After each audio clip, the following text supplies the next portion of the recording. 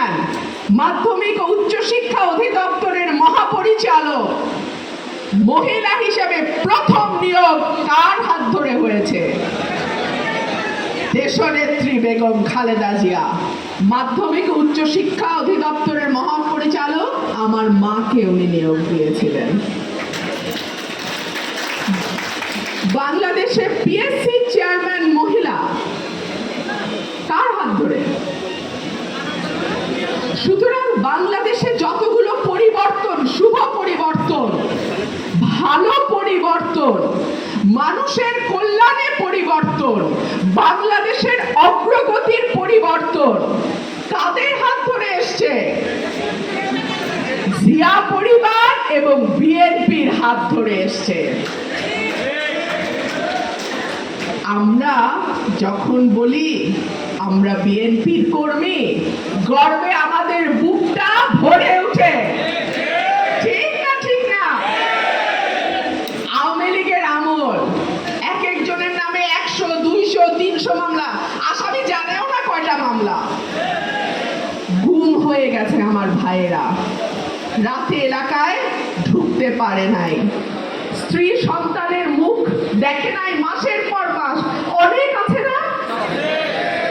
ব্যবসা বাণিজ্য যেইটুকু ছিল শেষ হয়ে গেছে, কোথাও চাকরি করতে পারে না, চাকরি হয় না, কারণ বিএনপির রক্ত শরীরে।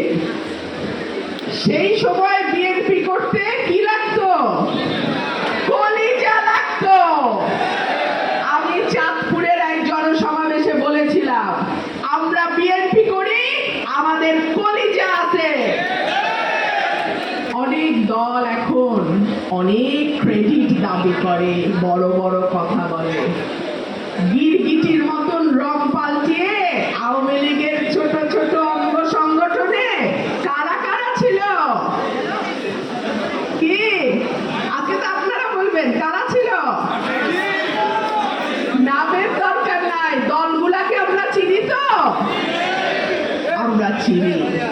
আমাদের কোন কর্মী দেখাতে পারবেন জীবন দিছে, নখ তুলে ফেলছে, হাত ভেঙে ফেলছে, কারাগারে নিয়ে গেছে, গুম করছে, মাকে মেরে ফেলছে, দল বদলায় অন্য দলের নাম করে লুকায় লুকায় চুপে চুপে টিকেছিল? বিএনপি মুনাফেকের দল না, বিএনপি বেঈমানের দল না, বিএনপি সুবিধাবাদের দল না। এই কথাটা মাথার ভিতরে ঢুকায় ফেলবেন। ভবিষ্যতে যদি কেউ কোনো প্রশ্ন করে শুধু জিজ্ঞেস করবেন 15 বছর কই ছিলেন? বিএনপির কর্মীরা রক্ত দিয়েছে, বিএনপির কর্মীরা জেল খেটেছে, বিএনপির কর্মীরা গুম হয়েছে, তাদের নখ তুলে ফেলা হয়েছে, হাত পা ভেঙে দেওয়া হয়েছে, কিন্তু বিএনপি আপোষ করেছে? বাংলাদেশের সবচেয়ে নির্যাতিত রাজনীতিবিদের নাম বলেন। দেশনেত্রী বেগম খালেদা জিয়া এবং অ্যাক্টিং চেয়ারম্যান জনাব তারেক রহমান। এইরকম নির্যাতন, এইরকম কষ্ট বাংলাদেশে আর কোন রাজনীতিবিদ এত লম্বা সময়ের জন্য করে নাই। সুতরাং বিএনপি চাইলে 14 সালের নির্বাচনে যাইতে পারতো না? দেশনেত্রী বেগম খালেদা জিয়া সংসদে বিরোধী দলের নেতা হতে পারতো না পাতানো নির্বাচনে? 24-এ পারতো না? গেছে বিএনপি? বিএনপি বলেছে আমরা নির্বাচন তেমন চাই যেমন নির্বাচন হলো সুষ্ঠু, নিরপেক্ষ এবং আন্তর্জাতিকভাবে গ্রহণযোগ্য, তাই না? এখনো কি সেই নির্বাচনের পরিবেশ তৈরি হয়েছে? নির্বাচন নিয়ে টালবাহানা দেখেন না? কখনো বলে ডিসেম্বর, কখনো বলে ফেব্রুয়ারি, কখনো বলে জুন। খেয়াল করেছেন ডিসেম্বর থেকে কোন মাসের মধ্যে নির্বাচন বলে? জুন। আরে ভাই, মাঝখানে তো 6 মাস। আমরা কোনটা ধরবো? ডিসেম্বর ধরবো, জানুয়ারি ধরবো, ফেব্রুয়ারি, কোনটা ধরবো? আমরা তো বুঝি না। আমরা যারা করব ইনশাআল্লাহ।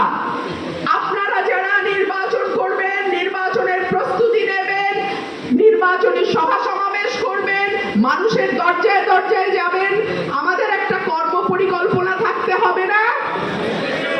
আপনারা তো যারা সরকারে এখন আছে, ওনারা তো কোনোদিন নির্বাচন করে নাই, ভবিষ্যতেও নির্বাচন করবে না।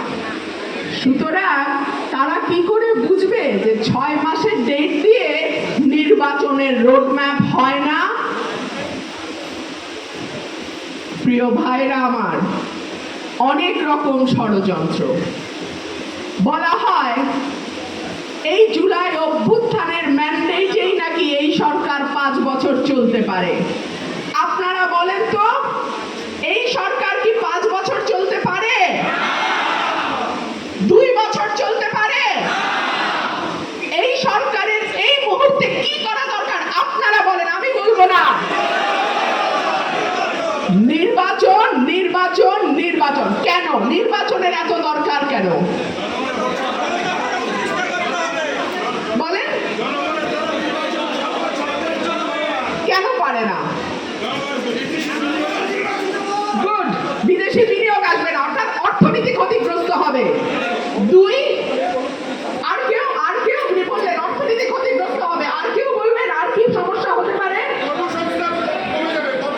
কর্মসংস্থান কমে যাবে। যখন বিনিয়োগ আসবে না, দেশের মধ্যে বিনিয়োগ হবে না, তখন চাকরি তৈরি হবে না, বেকারের সংখ্যা বাড়বে। আর কেউ? সাস্টেইনেবল ডেমোক্রেসি থাকবে না। একটা গতিশীল এবং স্থায়ী স্থিতিশীল গণতন্ত্র যেটাকে বলা হয়, মানুষের ভোট ছাড়া সেটা থাকবে না। আরো সমস্যা আরো আছে, বলেন? অ্যাবসলিউটলি। সামাজিক অস্থিরতা তৈরি হবে, আইন শৃঙ্খলা পরিস্থিতি অত্যন্ত নাজুক হবে। বলেন? কেউ মাইক নিয়ে যান, হ্যাঁ মাইক নিয়ে যান।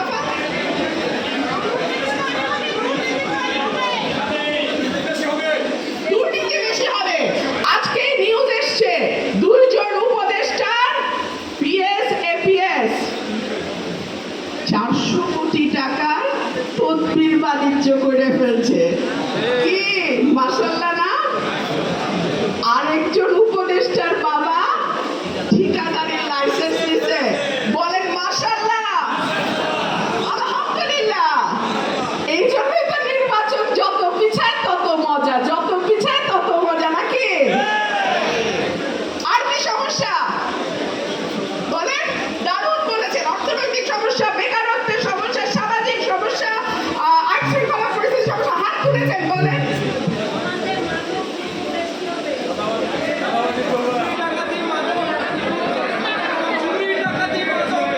খুনি, ডাকাতি, মাদক, অ্যাবসলিউটলি। অর্থাৎ আইন শৃঙ্খলা বাহিনী ঠিক মতো কাজ করবে না। বলেন বলেন আপা, বলেন? সমাজে মাদক দ্রব্য বেশি হবে এবং কেউ কারো কন্ট্রোল থাকবে না। তত্ত্বাবধায়ক সরকারের কাজ হচ্ছে নির্বাচন দেওয়া এবং সংসদে একটা জনপ্রতিনিধি বসা, যাতে করে জনগণের প্রধানমন্ত্রী এবং